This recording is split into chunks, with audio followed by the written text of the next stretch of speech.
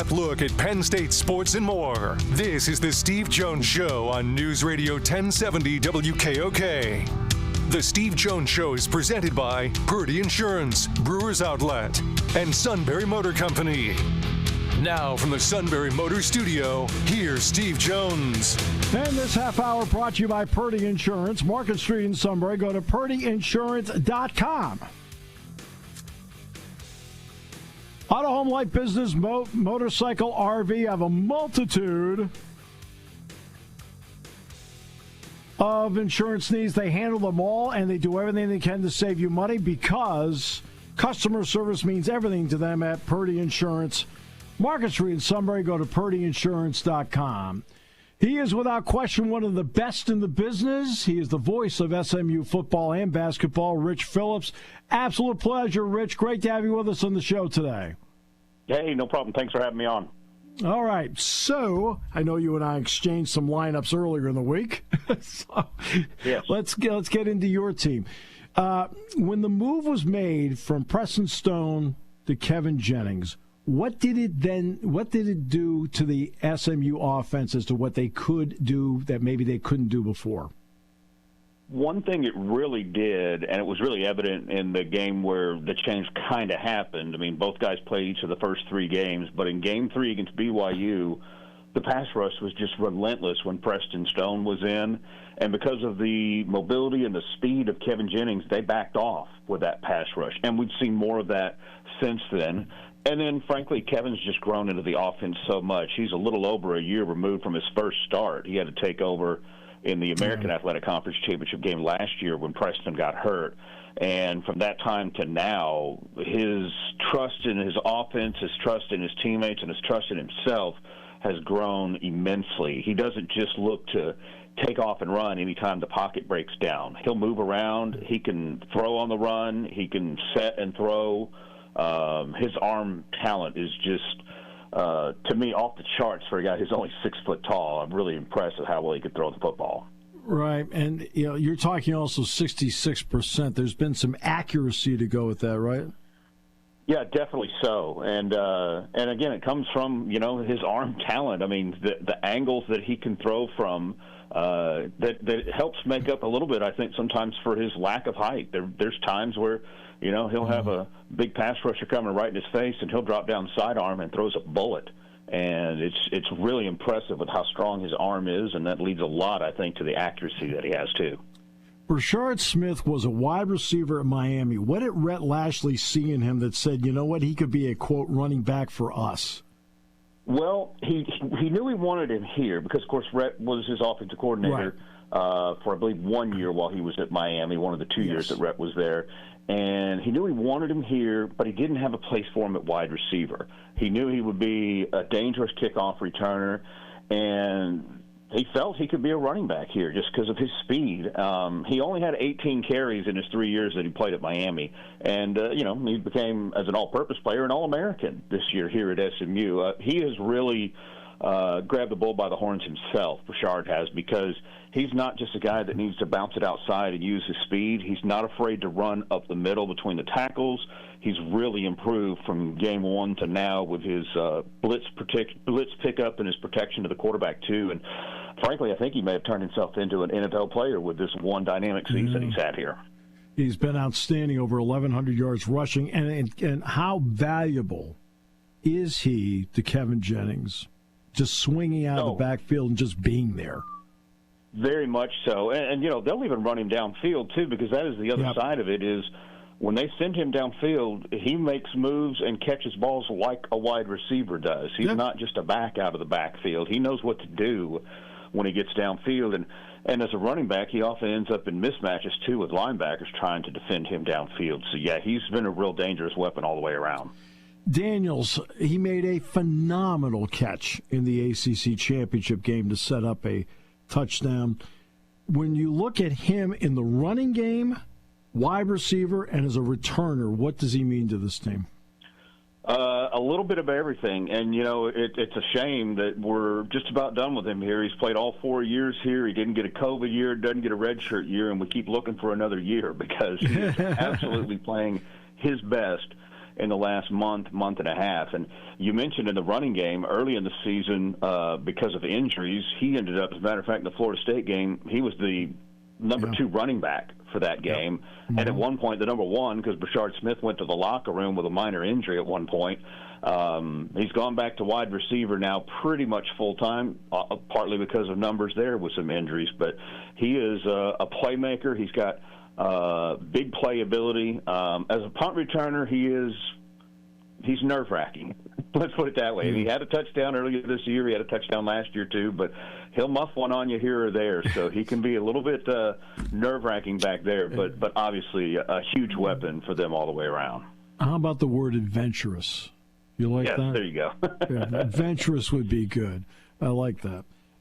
Everybody gets hit with injuries. I can give you the list. In fact, I gave you the list of guys that were not on the depth chart for Penn State that have the long-term injury deal. SMU's been hit with it as well at tight end and wide receiver. What kind of impact has that had down the stretch?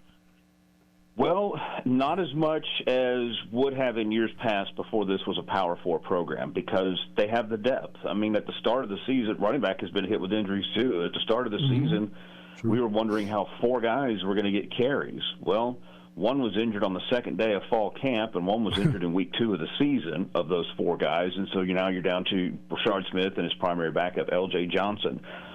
Wide receiver, they've been down to 4 for the most part. For a month. Now they've added one in since, Romello Brinson, a guy who was hurt early in the season, and they opted to hold him out so that he actually's got a red shirt and come back next year. But he can play here in the postseason, and he had a great game last week against Clemson.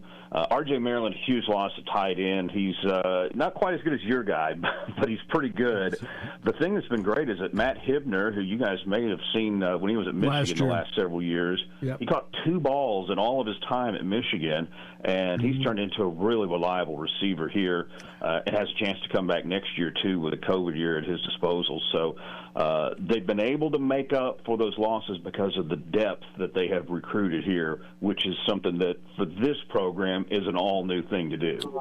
Well, in fact, he played here last year for Michigan. And see, that's, when I look at the transfer portal, it's guys like him that I look at and that it makes sense because he's behind Cortland Loveland. Right? With all due respect to him, because they've kind of established what the pecking order is, he's not going to pass him out. Now he goes to SMU, he's got a great opportunity. To me, that's what the portal's about. Yeah, and at the start of this year, he was behind R.J. Maryland, and they weren't throwing him the ball much. And as soon as R.J. blew his knee out in the Stanford game, he became the number 1 guy. And he even showed a speed we didn't know he had. He had an 80-yard touchdown catch against Pitt last month. So he's made the most of his opportunity here in the last half of the season. Defensively, those Booker I've seen before because he played at Maryland against Penn State. The 2 defensive ends to me are very impressive. What have they done to really disrupt offenses to this point? So Elijah Roberts was a guy who had 10 sacks last season, has not put up the same numbers sack-wise this year, but he has such a great effect on the game. He's played way differently this year than he was last year, and it's limited his sack numbers, but Pro Football Focus has had him among the top 3, top 5 in quarterback pressures all season long. So he's very disruptive that way. And then Jafari Harvey off the other edge, a Miami transfer. By the way, Elijah was a Miami transfer last year, and Harvey a Miami transfer this year. And you've probably seen we got a lot of those on this SMU roster. Yeah. Jafari, though, has tremendous speed coming off the edge. He's got an interesting trick, too, if you saw the way the Duke game ended. SMU had to block a field goal at the end of regulation to have any chance, and he did a 1-step hop over the line and then another hop to block the field goal that would have won the game for Duke. Gave SMU the chance to win it in overtime, but really athletic and really fast off the edge is what Harvey brings with them. And I also noticed in watching, some video, there'll be times where Roberts and Harvey, in pass situations, occasionally line up on the same side together. How effective has that package been? Very much so because, Elijah will move in and play defensive tackle because he's got enough size to play inside, and it allows them to get either Cameron Robertson or Isaiah Smith as the other edge rusher opposite of Jafari Harvey. And Smith is a guy who's been a career backup here, and he has 14 sacks in his 3 seasons here, and he may be the fastest guy on the defensive line. So, that's really one of the advantages is it gives you another pass rush threat on the inside, but bringing another one of their really good edge rushers on top of it. Kobe Wilson, side to side, I'm impressed watching him play at that linebacking spot. What has he meant to that defense?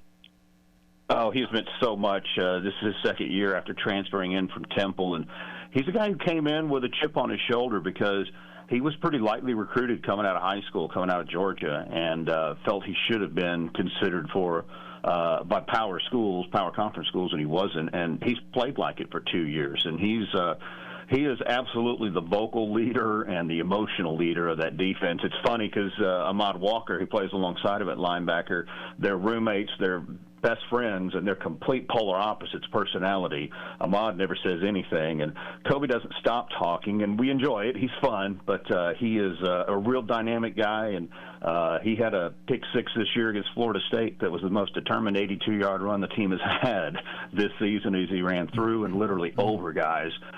He's been a huge part of this defense here. Plays a lot of zone in the secondary. Your thoughts on how the secondary's played to this point? Definitely they're better than we thought they were going to be. Cornerback was the biggest question coming into this season for SMU. Brandon Crossley, a guy that moved from safety out to corner this year, has really, really grown into that role. They kind of rotated the other side between 2 guys with Deuce Harmon and Jalen Davis-Robinson. Now, the safety spot, they got 3 of them. They'll play 3 spots they play. And they've got 4 guys they'll rotate amongst those spots. And that's really the strength of this defense right behind those linebackers. Isaiah Wakobe, at number 23, really the leader of that group. He was all-conference in the ACC this year and has been kind of the physical force of the defense on the back end. And Colin Rogers, I mean, look, I've done this a long time. I don't think I've ever seen a kicker 15 of 21 beyond 40 yards. What has his scoring range meant to SMU's ability to score? One of the biggest things is end of half. If they get the ball back at late first half with a minute to go, you always just all right, get to the 40, maybe the 38, and you're in field goal range. And that's kind of the goal at that point because it's a luxury that Rhett Lashley admits that he has and he likes to take advantage of. He's 7 of 11, I believe, this year from 50-plus. That's one off the NCAA record for 50-yard field goals in a season. It's been tremendous to have a kicker who's that reliable. He's the all-time leading scorer in SMU history. 3 guys were tied for that record. One of them you may have heard of, Eric Dickerson, who was tied for that record previously. And he broke that 1st of October this season, and he's going to be here for another year, too. Yeah. So, Rich, I have to ask you about the transition to the ACC. I know that the SMU is not taking television money because in part they can afford to do it. I also understand within 48 hours of the ACC announcement, the amount of money raised was phenomenal. What did it mean to go from a group of 5, an American champion, which they were a year ago, to being in a Power 4 like this? What did it mean to the SMU community? Well, you hit on it, although it was not quite 2 days. We took a week after the announcement was made last year to raise $100 million. $100 million in 1 week. That's all. Yeah. Because while not taking the TV money, they are still getting the other revenue sources from the conference, which already puts them ahead of where they were in the American. But they want to compete on the same financial level, so they had to get the donor support, and they saw it immediately. We have a small stadium here at SMU, certainly compared to Beaver Stadium, but the crowds weren't anywhere near filling the place up for many, many years. And they sold out 3 games, and every game had the best attendance. They had the highest percentage increase in the country in attendance this year among all the power schools. It has meant so much to a fan base that's been starved for this kind of thing ever since the death penalty hit the program in 1987. Yeah, I know. I remember going back to that, and I talked about it the other day. The one common denominator player-wise is Matt McCartan, who played at SMU, death penalty happened. He ended up starting as a tackle here at Penn State. He was out at Dallas Highlands, I think, high school. And he's the one common denominator. But when they gave SMU the death penalty, they really gave them a long-term sentence. It took forever for them to get out of it. It must have been just a tough road to get there. And Rhett's done an obviously phenomenal job with this.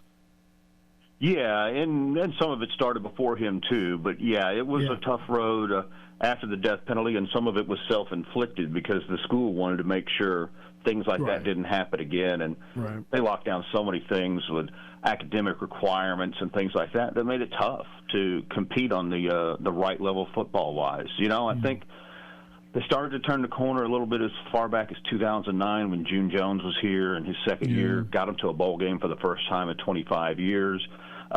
Sonny Dykes came in 18, and he's the one who brought Rhett Lashley here as his offensive coordinator in 2018. And in 2019 got the school back into the top 25 for the first time since the mid-'80s. And they've kind of got it going there. I mean, they've had double-digit wins now in 3 of the last 6 seasons, 2 in a row here with Rhett Lashley leading them. But it's been a long slog to get here, I know that. What's the excitement level around this game in the Dallas area? Oh, huge. Our professional football team's not doing so well around here. So the college team has stepped in at the right time, and frankly, the other side of the Metroplex, TCU, hasn't been at the same level the last 2 years after they went to the national championship game with a bit of surprise, kind of like SMU's here in the CFP this year. But, it's as big as I have seen for this program since the Pony Express days, for sure. It's going to be a great game coming up on Saturday. Rich, I'm really looking forward to seeing you. Thanks so much for all the time you gave me before and all the time today. I really appreciate it a lot. Absolutely. Now, you're going to hold the snow off for us, right? I don't think it's going to snow on Saturday. I don't think so. Okay. I think it's actually, I think that part. Huh? Well, I didn't say life was perfect. We can deal with 26, just no snow. We'll be fine. Yeah, I don't think there's going to be much in the precipitation part. 26, yeah, probably. So, all right. Yeah, it was 38 just warm. last You'll be week good. at the ACC championship, so I think they can deal with that. There you go, Rich. Thanks so much. Appreciate it. Thank you, Steve. Rich Phillips, play-by-play voice, SMU football, and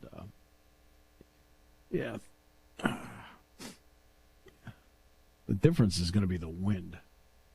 That's the part that is always a concern. It's not so much when Penn State played at Minnesota. The kickoff temperature was 40, but then dropped down to 30, when it got dark. It dropped down to about 30, 32, but the difference was there was no wind. It was cold. I mean, our booth was really cold. But there was no wind. So you can deal with that. When they played Maryland, it was, 24, 25, 26, but it had wind. And that's the part I didn't get the hint to Rich. There's going to be wind on Saturday, right? There's going to be wind, and that is an issue. And that's always in football. You can deal with rain. You can deal with snow. Wind is the variable that's very difficult to deal with. We'll come back with more in a moment. Great to have you with us today on News Radio 1070 WKOK.